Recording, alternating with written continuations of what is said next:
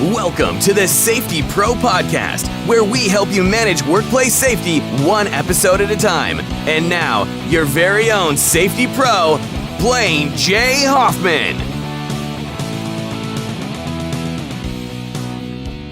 Okay, welcome to another episode of the Safety Pro Podcast. We are going to go over, once again, safety and health programs or safety and health management system. It's important because I want to revisit this topic. I get a lot of questions on what should go into our safety program, what needs to be covered, what does the safety program mean? Is it just a written paper that explains what we do or how we manage safety? So I'm going to break it down for you in this episode. In a nutshell, I'm going to start at high level. Any safety and health program or safety and health management system, it basically provides systematic policies, whether that be procedures or practices that are adequate to recognize and, of course, protect employees from occupational safety and health hazards. That is, hazards they would encounter or may encounter in the workplace or as a direct result of their occupation. Now, an effective safety and health management program includes provisions for the systematic identification, evaluation, and prevention, or at least control, of general workplace hazards, job-specific hazards, or even potential hazards that may arise from foreseeable conditions that you would reasonably be able to anticipate as a result or arising as a result of the work your employees are going to be doing. Now, in order to be effective, the program will also look past specific OSHA regulations, and it should seek to address hazards and prevent injuries and illnesses, whether or not compliance is an issue. Let me repeat that. You should be able to look beyond specific OSHA regulations and seek to address hazards that prevent injuries and illnesses, whether or not compliance is at issue, okay? Go above and beyond whenever you can. It doesn't matter if there's a specific regulation. If anybody, a regulator, an attorney, or an outside consultant, if anybody could come into the workplace and say, all right, you don't really need a regulation for that, that is reasonable to anticipate being a hazard related to the work you have your employees doing, you're required to address it. Essentially, you have the general duty to provide a workplace free of recognized hazards. Okay, so that's pretty much it. Go beyond basic compliance. Now, the phrase safety and health program is synonymous with other terms like safety and health management systems, but it's not limited to that. It's not limited to injury, illness prevention programs, things like that, or accident prevention programs. Whatever you call it, the common goal of these approaches is to help you, the company, the employer, reduce workplace injuries, illnesses, and fatalities through a systematic process that proactively addresses workplace safety and health hazards. Proactively, not reactively. Don't wait until something happens and then say, we really should issue personal protective equipment for our workers. Be able to break down the work you're going to have them do and assess that ahead of time. Now, we'll get into that, but you got to keep something else in mind here. Well, it's, in a nutshell, while not required by federal OSHA, all employees covered by the Occupational Safety and Health Act are going to benefit from implementing a safety and health program. Basically, you want to pull together all the regs and regulations that do apply to you, and you want to kind of put them in a specific order and document how you're going to address them. And the easiest, most effective way to do that is through a written program. Now, the program would apply to hazards covered by that general duty clause I mentioned, that general duty to provide a workplace free of recognized hazards that are causing or are likely to cause death or serious physical harm. You're also going to want to apply specific OSHA standards as well. So your written program would need to cover general duty clause as well as specific OSHA regulations. So it's going to require you to be familiar with these OSHA regs. Now, for multi-employer work sites, like construction sites or manufacturing sites that have a lot of contractors come in, or maybe you have temp workers, multi-employer work sites, the program should be coordinated and communicated with those other employers to ensure that the host employer, you, and the contractors or subcontractors or temporary staffing agencies, whatever, that you all understand the respective responsibilities for controlling hazards on the site. Okay, so a little bit of history here. I mentioned that, federal regulations don't specifically require a written safety program. OSHA issued its first safety and health program management guidelines back in 1989. Then in 1998, they issued a draft proposed rule that would have required employers in general industry and maritime industries to establish safety and health programs. But that proposal never really got finalized, and of course it was withdrawn back in 2002. But in November of 2015, OSHA updated its 1989 guidelines in a draft which has not been finalized, and that guidance document is called OSHA Safety and Health Program Management Guidelines. Neither the existing 1989 nor the draft 2015 guidelines are standards or regulations, meaning they cannot be enforced per se, nor do they create an obligation under the OSHA Act. But some state workplace safety and health guidelines require, as well as workers' compensation agencies, require some written programs be in place. So you're going to want to check your state or state workers' comp requirements.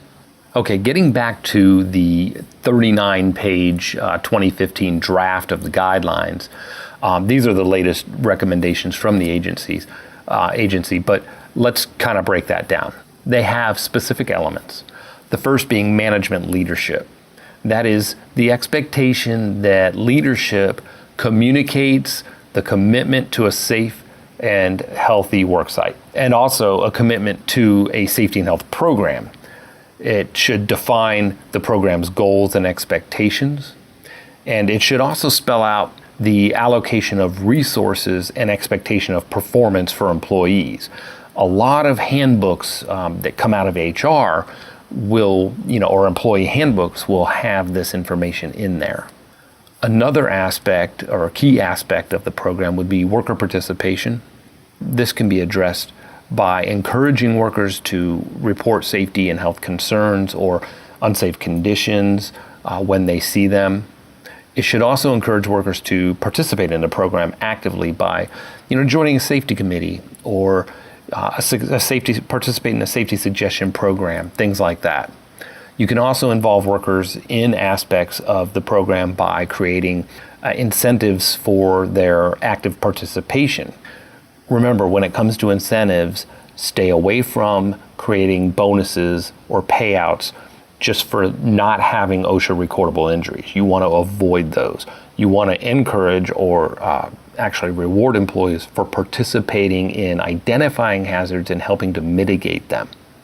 You want to give workers just full access to safety and health information. They're the ones that are working with the tools and equipment and materials. They're the ones facing the hazards. They should know what the requirements are, and they should have some training in those regs. Also, work hard to remove any other barriers to participation, like just even a sense of, being punished or disciplined for reporting issues or hazards, especially injuries. Work really, really hard to get rid of or drive out that fear that may be stopping workers from participating or reporting issues. Your employees are going to be the eyes and ears out there on the shop floor or on the job site. And if there is animosity or fear or anything that's keeping them quiet, the employer's really never going to know what's going on out there. And that's just a recipe for disaster, not just injuries, illnesses, or worse, potential fatalities, but also regulators that come in and find issues and evidence of them being persistent in the workplace for some period of time. And the employer wonders why. You need to work really, really hard at creating a culture that is comfortable coming forward and raising concerns. best way to do that is to walk the walk, have leadership out on the shop floor or out on the job sites asking questions, pointing to things, saying, hey, how long has that been like that? What do you need to get that fixed? Or, how many of these do you need replaced? Let me get my pen and paper, we'll write this down. You demonstrate through your actions that it's okay to bring these issues up.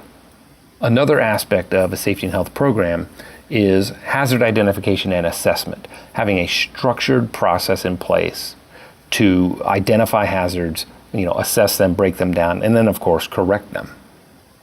You want to collect existing information about workplace hazards. What are the typical hazards you'll have?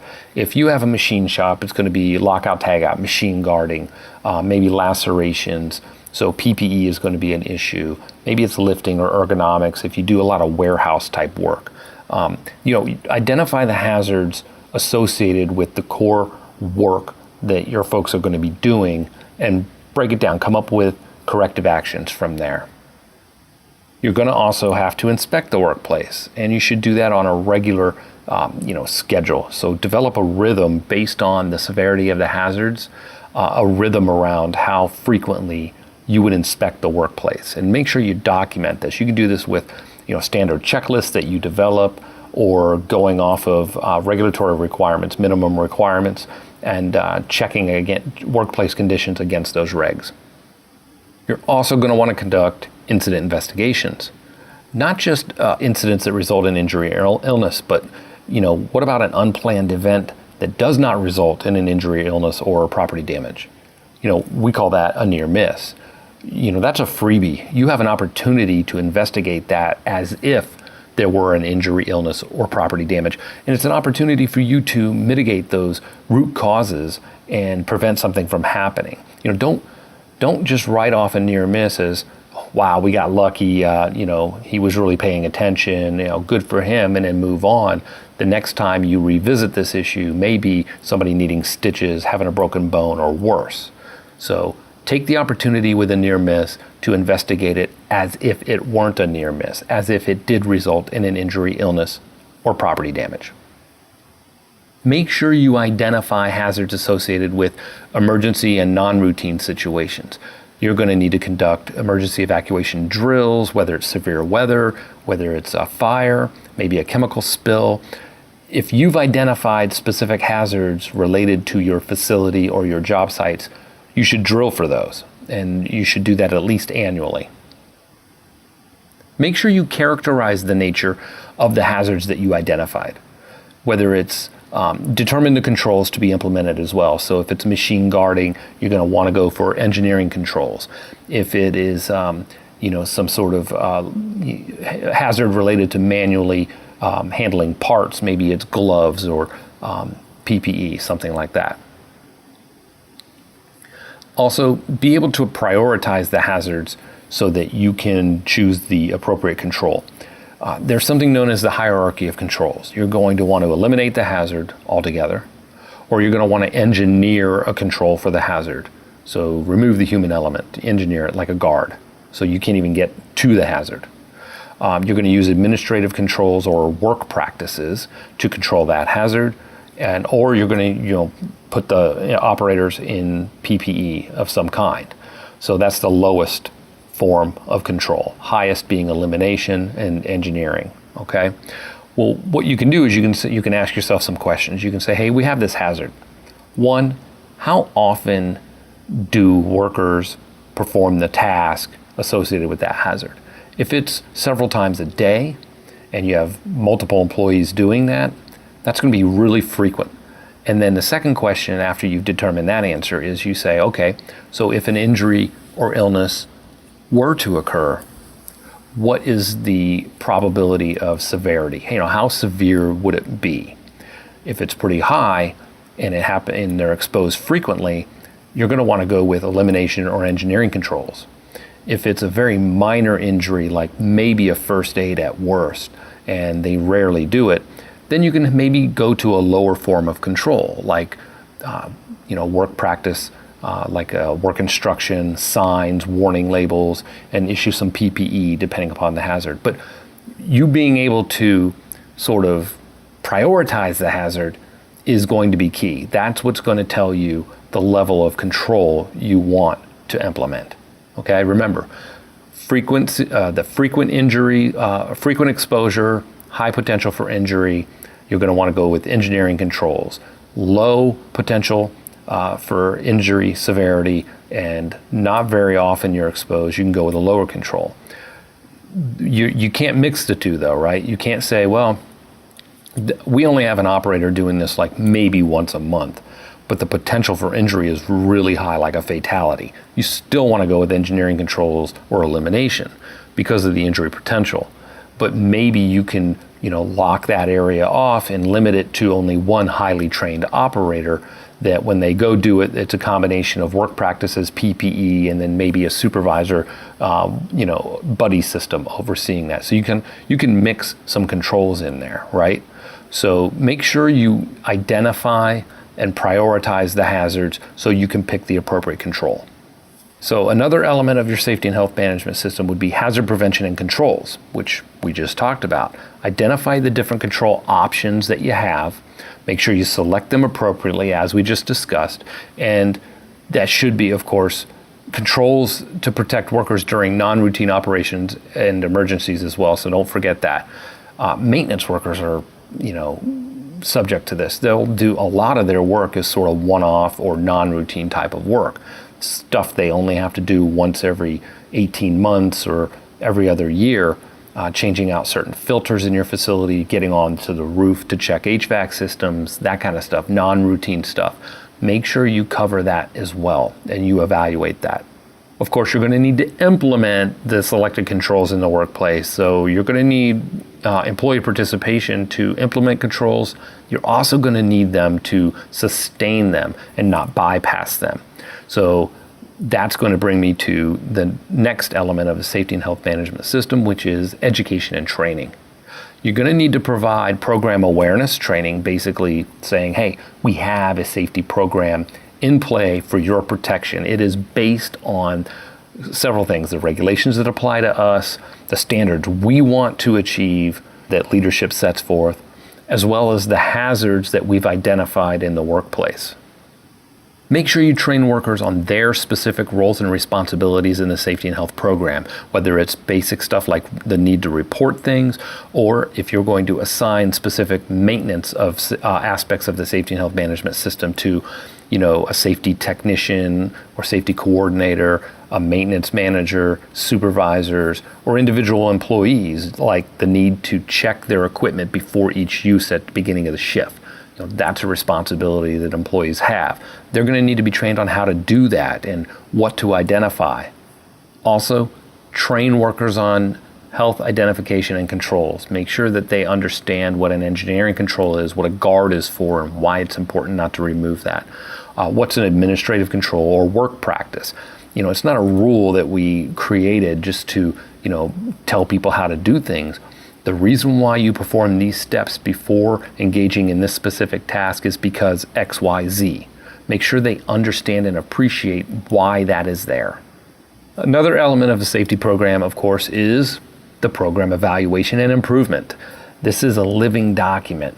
The expectation is that you, at least annually, review all the aspects of the safety and health program and look for opportunities to improve it. Improvement can be based on not just changing regulations, but industry best practices, but also events that have occurred in the last 12 months or recently, even near misses. You should be reacting to those, and improving your written safety and health program. It's also an opportunity to verify that the program, as written, is not only being implemented, but it is operating and is effective. And finally, you're going to want coordination and communication for other companies or contractors that come into your site. So do you have a contractor orientation? Who oversees the contractors when they're on site performing work? How often do you check their work? Do you require a lift plan if you have a contractor coming out and they're going to have a crane to lift a new AC unit on the roof? Do you evacuate the area of the building that's over that lift area or path? Things like that. You're going to want to address all those issues around contractors that come out to your site as well. So your written program needs to account for all of that stuff.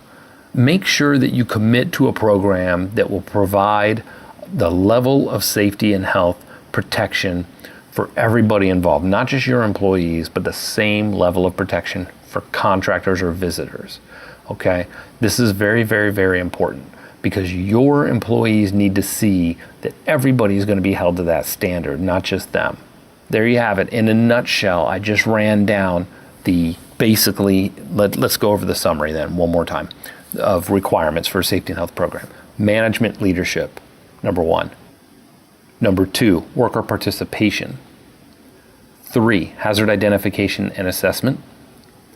4, hazard prevention and controls. 5, education and training. 6, program evaluation and improvement. And 7, multi-employer work sites, contractors, having an aspect of your program to cover contract employees as well. Quick rundown. I know this is a basic safety and health management system. Now, in other episodes I'm coming out with really, really soon. I'm traveling right now. I don't know if you can tell, but the sound quality on the last couple podcasts, being on the road. But what I want to make sure I cover is the safety and health management system, the basics and the elements that you should have or you should include in yours. But going forward, we're going to talk about, best-in-class programs like VPP. I'm going to start talking about the Voluntary Protection Program. The VPP is broken down into 4 elements, but they contain all of these, okay? I know it's confusing, but what OSHA has done with VPP is they combine the first 2, management commitment and employee participation or employee involvement. That's one element of VPP. Worksite analysis is the second element. Hazard prevention and controls is the third, and safety and health training is the fourth. And in all 4 elements, there are provisions for contractor safety and health as well. So they've wrapped all these elements up into 4. So they kind of leaned it out for you. All right. I will get into VPP, especially for listeners who are really interested in going above and beyond. If you've got a really good solid foundation, a great safety culture that's engaged, and you feel that you're ready to submit an application to OSHA to participate in the VPP program and become a STAR worksite, we're going to have several episodes. I'll share some tools with you to help you get ready as well. But that's coming up, so stay tuned for those. I hope you enjoyed this rundown of a safety and health management system, and please make sure you subscribe, leave a rating and review so that others can find us, and of course so that I can improve the podcast. So I appreciate you listening once again, and until next time, be safe. Thanks for listening to the Safety Pro Podcast. Be sure to visit www.consulthoffman.com for articles and information about safety services. To have Blaine read your question on the show, email him at customerservice@consulthoffman.com. Be sure to have 2 F's and 2 N's on Hoffman. Until next time, be safe.